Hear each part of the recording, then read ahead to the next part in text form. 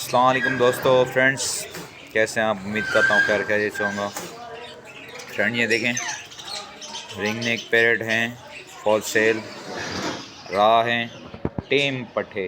ठीक है, अब इसमें जेंडर कंफर्म नहीं है, लेकिन ये टेम है माशाल्लाह से। ये देखें,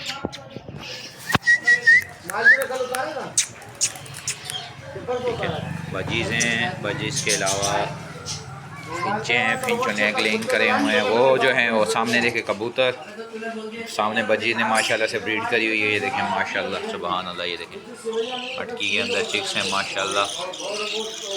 ये देखें फ्रेंड्स,